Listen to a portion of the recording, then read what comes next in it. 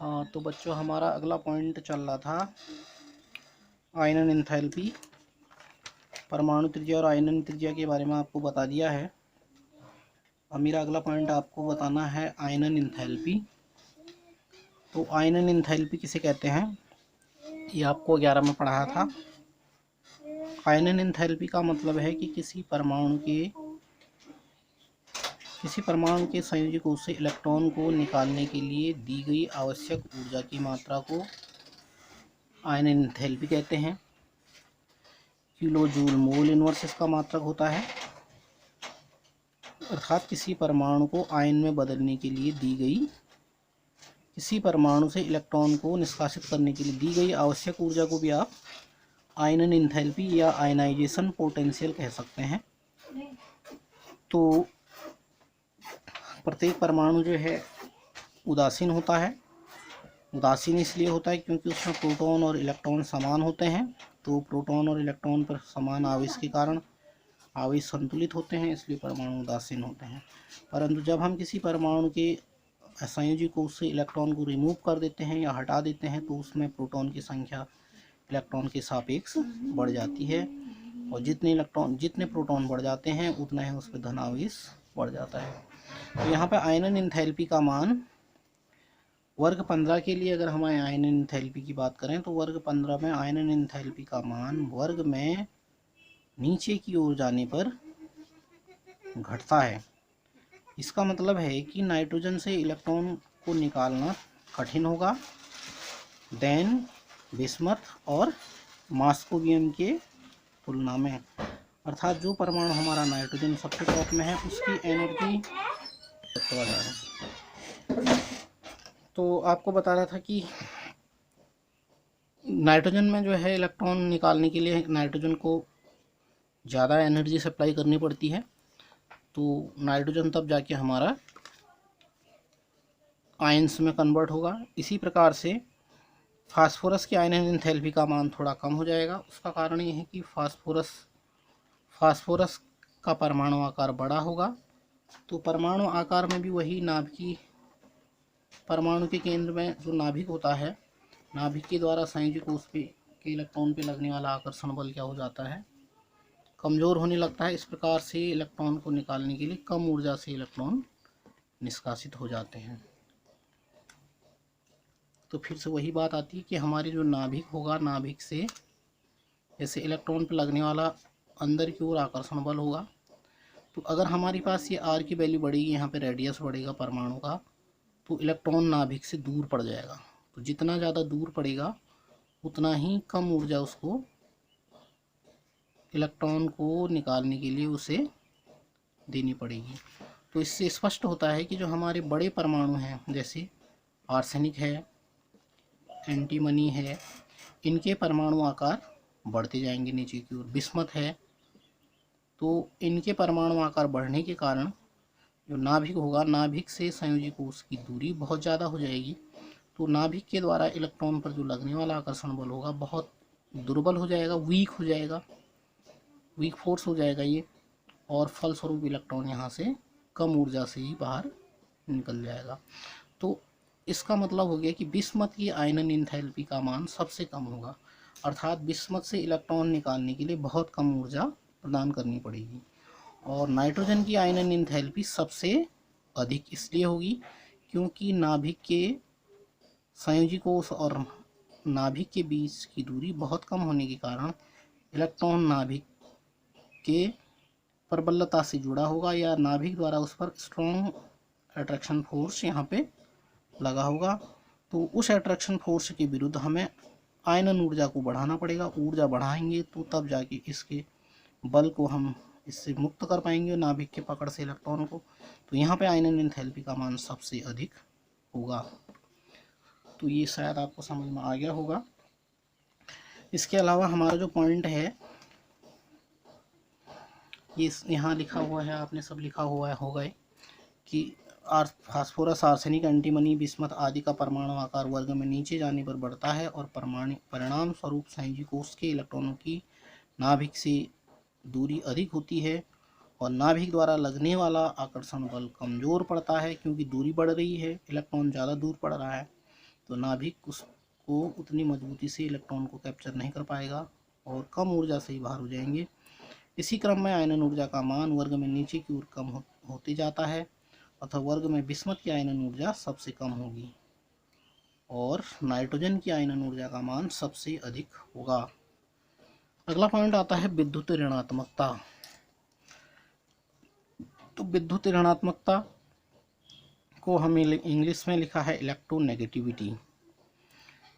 तो यहाँ पे मैंने लिखा है कि किसी अणु में उपस्थित सहसंयोजी आबंध के इलेक्ट्रॉन को किसी अधिक विद्युत ऋणात्मक तत्व के परमाणु द्वारा अपने निकट खींचने या उस परमाणु के इलेक्ट्रॉन को अपनी ओर आकर्षित करने की प्रवृत्ति को विद्युत ऋणात्मकता कहते हैं। अब उदाहरण में ऐसे जैसे आपको बताता हूँ, हमारे पास कोई अणु है, यहाँ पे HCl का अणु है। मान लिया जाए हमारे पास HCl एक अणु है, HCl अणु है। तो Cl का इलेक्ट्रॉन क्लाउड का मतलब इलेक्ट्रॉन अभ्र इस पर ज़्यादा होता है, यानी कि इस पर इलेक्ट्रॉन की संख्या ज़्यादा होती है। तो इसमें यह होता है कि हाइड्रोजन हमारे पास इसमें कम इलेक्ट्रॉन है, वो भी बॉन्ड से जुड़ा है। तो यहाँ पे जो साझे का इलेक्ट्रॉन युग्म है हाइड्रोजन और क्लोरीन के मध्य, वो अधिक विद्युत ऋणी परमाणु द्वारा अपनी ओर आकर्षित कर लिया जाता है। तो वह परमाणु जिसके द्वारा इलेक्ट्रॉन को किसी अणु में भिन्न दो परमाणु के बीच, यहाँ पे भिन्न परमाणु हो गया, हाइड्रोजन अलग परमाणु है, क्लोरीन अलग परमाणु। तो क्लोरीन के द्वारा यहाँ पे साझे का जो इलेक्ट्रॉन युग्म है, इसके इलेक्ट्रॉनों का झुकाव क्लोरीन की तरफ है, यानी कि क्लोरीन इसको हमेशा अपनी ओर आकर्षित करके रखता है इलेक्ट्रॉन के साझे इलेक्ट्रॉन युग्म को। तो इससे हम कहते हैं आंशिक ऋणावेश आ जाता है क्लोरीन पर, इधर हाइड्रोजन पर आंशिक ऋणावेश आ जाता है। इस प्रकार जो हमारा HCl है वो ध्रुवीय अणु कहलाता है और इस घटना को हम कह सकते हैं ऐसा इसलिए हुआ, ये विद्युत ऋणात्मकता के कारण इसमें साइड बन गई, दो पोल बन गए, एक धनात्मक ध्रुव एक ऋणात्मक ध्रुव। तो वे तत्व जिनमें इलेक्ट्रॉन को अपनी ओर आकर्षित करने की क्षमता होती है, या जिनके हम ये कह सकते हैं जिनके संयोजी कोष में अतिरिक्त इलेक्ट्रॉन युग्म होते हैं, उनकी विद्युत ऋणात्मकता ज़्यादा होती है। इसमें जैसे हमारे पास फ्लोरीन की विद्युत ऋणात्मकता बहुत ज़्यादा होती है। उसके बाद ऑक्सीजन नंबर 2 पर आता है, इसकी विद्युत ऋणात्मकता का मान नंबर 2 पे होता है, क्योंकि इन दोनों परमाणु की टेंडेंसी अणु में अपने साथ जुड़े हुए अन्य परमाणु से इलेक्ट्रॉन को अपनी ओर खींचने की होती है। इस घटना को विद्युत ऋणात्मकता कहा जाता है। तो वर्ग 15 में नाइट्रोजन की विद्युत ऋणात्मकता सबसे अधिक, वर्ग 15 में नाइट्रोजन की विद्युत ऋणात्मकता का मान सर्वाधिक होता है और बिस्मथ मॉस्कोबियम की विद्युत ऋणात्मकता का मान सबसे कम होता है। उसका कारण यहाँ पे लिखा है कि वर्ग 15 के तत्वों में नाइट्रोजन का परमाणु आकार सबसे छोटा होने के कारण नाइट्रोजन की परमाणु की आकृति बहुत छोटी होगी। छोटा होने का क्यों इसकी विद्युत ऋणात्मकता बढ़ जाएंगी, इसे हम समझेंगे। इसका नाभिक दूसरे परमाणु से इलेक्ट्रॉन अपनी ओर आकर्षित करता है, अर्थात अगर छोटा परमाणु होगा तो दूसरे परमाणु के एकदम क्लोज जब में जाके जुड़ेगा ही। जैसे ये हमारा नाइट्रोजन है और नाइट्रोजन के सापेक्ष ये हाइड्रोजन है। तो नाइट्रोजन और हाइड्रोजन मान लिया ये है, तो ये Cl है मान लिया जाए, तो Cl मान लेते हैं। तो Cl की ये समीप पहुंच जाएगा, क्योंकि इसकी आकृति छोटी होगी, तो ये छोटी आकृति होने के कारण इसके ज़्यादा क्लोज पहुंचेगा और उस समय इसका जो नाभिक होगा, इसका नाभिक इसके संयोजी कोष के इलेक्ट्रॉन को अपनी ओर खींचने में इसकी मदद करेगा। अगर इसका परमाणु आकार बड़ा होता, माना इतना बड़ा होता ये, तो यहाँ पे क्या होता, नाभिक से इसकी दूरी बढ़ जाती, इधर संयोजी कोष के लिए इसकी दूरी बढ़ जाती। तो नाभिक द्वारा इसकी यहाँ पे लगने वाला आकर्षण बल, इसके संयोजी कोष पर लगने वाला आकर्षण बल का मान क्या हो जाता, थोड़ा इसकी तुलना में कम हो जाता।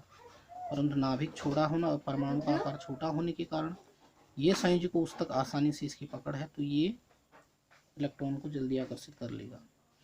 तो इसी प्रकार से विद्युत ऋणात्मकता का मान वर्ग में नीचे की ओर जाने पर इसलिए घटेगा क्योंकि उनके परमाणु का आकार बढ़ेगा। फॉस्फोरस का परमाणु आकार थोड़ा बड़ा हो जाएगा और नाभिक की जो है, नाभिक से दूसरे परमाणु के संयोजी कोष के इलेक्ट्रॉन की दूरी वहाँ पे बढ़ जाएगी। इसी प्रकार आर्सेनिक के केस में होगा। आर्सेनिक है, एंटीमनी है, बिस्मथ है, इन सभी के परमाणु आकार बढ़ने के कारण नाभिक और दूसरे परमाणु जिससे ये यौगिक बनाते हैं उनके संयोजी कोष के बीच की दूरी बढ़ जाएगी, तो इनके विद्युत ऋणात्मकता का मान कम होते जाएगा। तो इसके अलावा अब हमारे पास जो है वर्ग 15 के तत्वों के भौतिक गुण आते हैं। यहाँ पे वर्ग 15 के तत्वों में भौतिक गुण के अंतर्गत नाइट्रोजन जो है केवल गैस के रूप में मिलेगा, ये N2G लिखा है यहाँ पे, तो केवल नाइट्रोजन की प्राप्ति एक गैस के रूप में होती है। बाकी फास्फोरस, आर्सेनिक, एंटीमनी, बिस्मथ, मास्कोबियम ये सब ठोस रूप में मिलेंगे प्रकृति में। फास्फोरस ठोस होगा, आर्सेनिक ठोस होगा, एंटीमनी, बिस्मथ, मास्कोबियम ये सभी ठोस रूप में प्रकृति में मिलेंगे। तो यहाँ पे लिखा हुआ है कि वर्ग 15 के तत्वों में वर्ग में ऊपर से नीचे की ओर जाने पर क्वथनांक बिंदु का मतलब है कि उनका बॉइलिंग पॉइंट, किस ताप पर वे तत्व उबलेंगे। तो पहली बात तो ये, जैसे नाइट्रोजन है तो इसको हमें द्रव अवस्था में लाना पड़ेगा। गैस का टेम्परेचर गिरा के उसमें प्रेशर लगा के उसको द्रव में बदलना पड़ेगा, फिर उसको बॉईल करेंगे तो उसका क्वथनांक बिंदु देखा जाएगा। जाहिर सी बात है इसको हम फ्रीज कर रहे हैं तब जाके द्रव में बदल रहा है, इसका क्वथनांक बिंदु क्या होना चाहिए, सबसे कम होगा, जल्दी बॉईल होगा।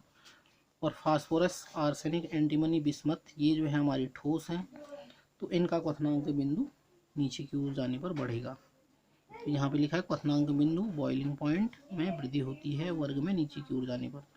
तो सबसे अधिक क्वथनांक बिंदु बिस्मथ और मास्कोबियम का होना चाहिए और नाइट्रोजन का क्वथनांक बिंदु सबसे कम। जबकि गलनांक जो है, गलनांक का मतलब कौन किस ताप पे पिघलेगा, वह ताप जिस पे कोई ठोस पदार्थ द्रव में परिवर्तित हो जाएगा वह उसका गलनांक बिंदु या मेल्टिंग पॉइंट कहलाएगा। जैसे आर्सेनिक तक बढ़ते हैं मतलब इनके गलनांक बिंदु आर्सेनिक तक बढ़ेंगे। पहले नाइट्रोजन का गलनांक सबसे कम, फास्फोरस का गलनांक थोड़ा अधिक और फास्फोरस से अधिक गलनांक बिंदु होगा आर्सेनिक का। उसके बाद बिस्मथ तक ये घटते हैं। नाइट्रोजन के अलावा सभी अपरूपता प्रदर्शित करते हैं। अपरूपता का मतलब इनके परमाणु नाइट्रोजन अणु के रूप में पाया जाता है। फास्फोरस ठोस अवस्था में आणविक रूप में बड़े बड़े अणु बनाएंगे फास्फोरस, जैसे आपने P4 का नाम सुना होगा।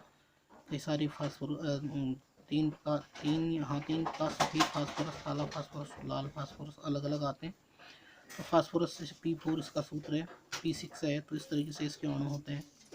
इसी प्रकार एंटीमनी और बिस्मथ, मास्कोबियम भी अपरूपता प्रदर्शित करते हैं।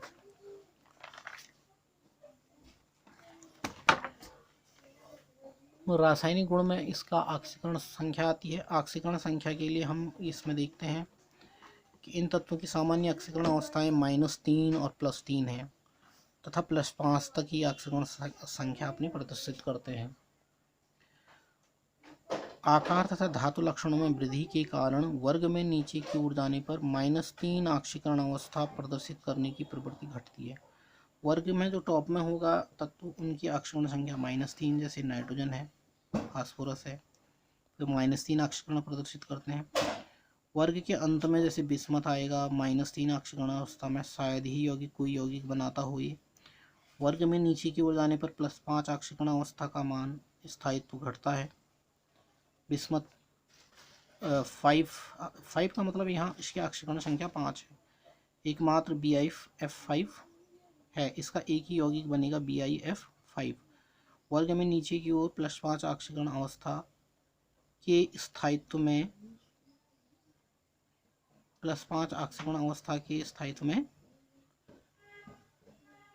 क्या होती है, यहाँ पे कमी होती है, ये कमी लिखना पड़ेगा इसमें, होती है तथा +3 ऑक्सीकरण अवस्था अक्रिय युगल प्रभाव के स्थायित्व में वृद्धि होती है। तो यहाँ पे ये कमी कर लेना आप, इसमें कमी लिखना था तो यहाँ कमी कर देंगे, इसमें कमी होती है बिस्मथ की +5 ऑक्सीकरण अवस्था में। और +5 ऑक्सीकरण अवस्था के अलावा ऑक्सीजन के साथ अभिक्रिया करने पर नाइट्रोजन +1, +2, +4 ऑक्सीकरण अवस्थाएं शो करता है। यद्यपि +5 ऑक्सीकरण अवस्था में हैलोजन के साथ यौगिक नहीं बनाते हैं, क्योंकि इसमें डी कक्षक उपलब्ध नहीं है। तो डी कक्षक नहीं होता है आवर्त, दूसरे आवर्त के तत्वों में कोई भी डी कक्षक नहीं होते हैं, तो इसलिए ये अपने सहसंयोजी इलेक्ट्रॉनों का प्रसार नहीं कर पाता है और कोई पेंटाहेलाइड या +5 ऑक्सीकरण यौगिक नहीं बना पाता है, जिससे यह अन्य तत्वों से इलेक्ट्रॉन लेकर 5 बंध बना सके। फास्फोरस भी कुछ ऑक्सो अम्लों में +1 तथा +4 ऑक्सीकरण अवस्थाएं प्रदर्शित करता है। नाइट्रोजन +1 से +4 तक सभी ऑक्सीकरण अवस्थाएं की प्रवृत्ति अम्ल विलयन में असमानुपातन की होती है। उदाहरण यहाँ पे दिया है, नाइट्रस अम्ल है 3HNO2 नाइट्रस अम्ल HNO3 और जल प्लस नाइट्रिक अम्ल नाइट्रिक ऑक्साइड बनाता है। इसी प्रकार फास्फोरस की लगभग सभी मध्यवर्ती ऑक्सीकरण अवस्थाएं क्षार व अम्ल जो भी बनाता है फास्फोरस, क्षार या अम्ल, दोनों में ही इसकी ऑक्सीकरण संख्याएं +5 और -3 ऑक्सीकरण अवस्था में असमानुपातित हो जाती हैं। हालांकि आर्सेनिक, एंटीमनी और बिस्मत की +3 ऑक्सीकरण अवस्था असमानुपात के संदर्भ में बहुत अधिक स्थायी हो जाती हैं। नाइट्रोजन की अधिकतम सहसंयोजकता 4 ही हो सकती है, क्योंकि इसके अंदर जो है P3 और 2p इलेक्ट्रॉन है, 2p कोष है, तो इसमें 4 तक 3 p ऑर्बिटल हो गए और एक 2s ऑर्बिटल हो गया। तो इसलिए ये अपने 4 इलेक्ट्रॉन 2 इलेक्ट्रॉन युग्म भी प्रदान करके 4 सहसंयोजकता तक ये अपने प्रदर्शित कर सकते हैं। यहाँ लिखा भी है 1s और 3p। तो 1s का मतलब ये 2s वाला कक्षक होता है और ये 2p वाला। 2p के 3 भाग हो जाएंगे 2px, 3p का मतलब हो जाएगा 2px, 2py और 2pz और एक 2s। तो 3 ये और एक ही 4 है। 4 तक ये अपने सहसंयोजकता का प्रसार कर सकता है। भारी तत्वों में बाहरी कोष में रिक्त डी ऑर्बिटल या डी कक्षक होते हैं और बाकी जो फास्फोरस है, आर्सेनिक, एंटीमनी, बिस्मत, ये अपनी उपसहसंयोजकता को और आगे बढ़ा सकते हैं। इनके अयुग्मित इलेक्ट्रॉन डी तक जा सकते हैं, तो ये 5 तक बढ़ाएंगे अपनी उपसहसंयोजकता, जो बंधन के लिए उपयोग किए जा सकते हैं। अतः इनकी उपसहसंयोजकता बढ़ा देते हैं, जैसे PF6-